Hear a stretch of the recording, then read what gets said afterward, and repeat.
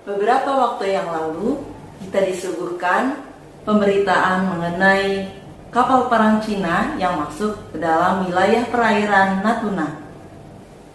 Apakah hal tersebut termasuk ke dalam ancaman terhadap Negara Kesatuan Republik Indonesia? Rumah belajar, rumah belajar, rumah belajar, doa yo. Rumah belajar, belajar asyik bersama rumah belajar. Assalamualaikum warahmatullahi wabarakatuh. Halo sahabat rumah belajar, kali ini bersama Bu Kipti kita akan mempelajari materi PPKN, yakni ancaman terhadap Negara Kesatuan Republik Indonesia.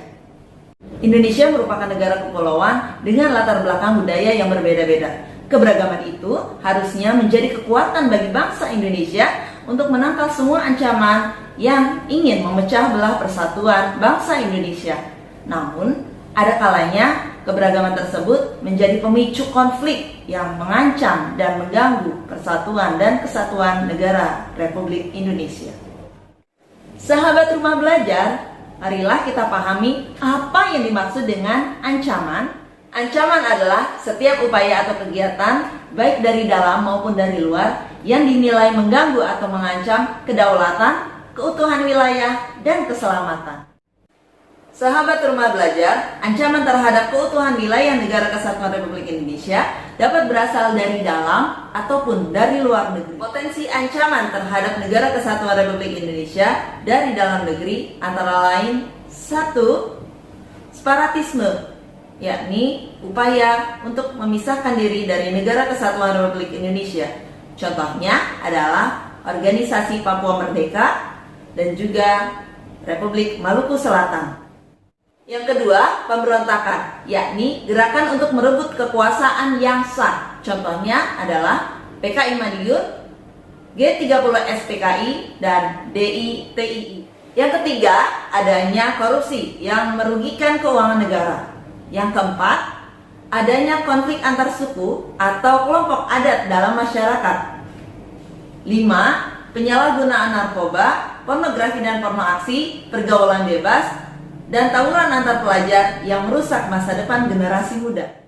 Potensi ancaman dari luar negeri yang berbentuk non-militer yaitu ancaman terhadap ideologi, politik, ekonomi, sosial budaya, serta ancaman yang berbentuk militer yakni dalam bidang pertahanan dan keamanan. Sahabat rumah belajar, marilah kita bahas satu persatu ancaman terhadap Negara Kesatuan Republik Indonesia dari luar negeri.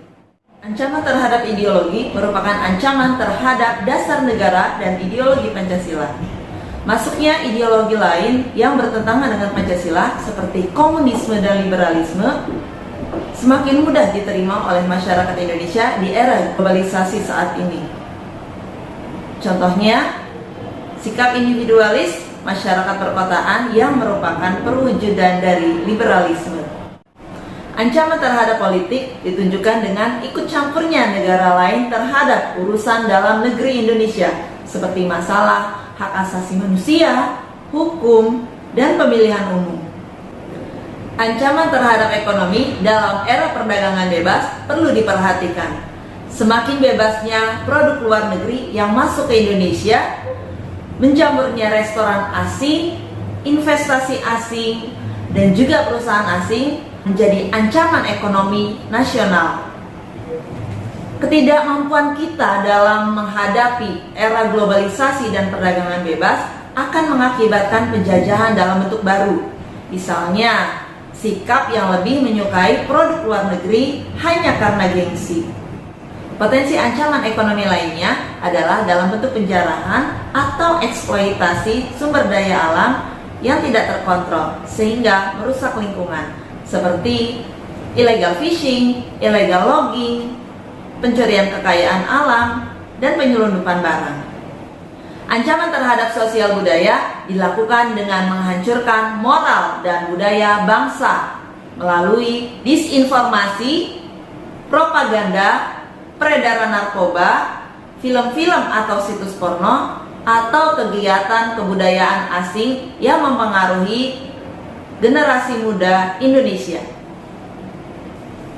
Adapun ancaman terhadap pertahanan dan keamanan negara antara lain pelanggaran wilayah oleh kapal atau pesawat militer yang masuk ke dalam wilayah Indonesia, peredaran narkoba internasional, kejahatan internasional, atau kelompok asing yang membantu gerakan separatis. Berdasarkan pemaparan tersebut, dapat disimpulkan bahwa potensi ancaman terhadap keamanan nasional dan pertahanan negara bisa datang dari mana saja.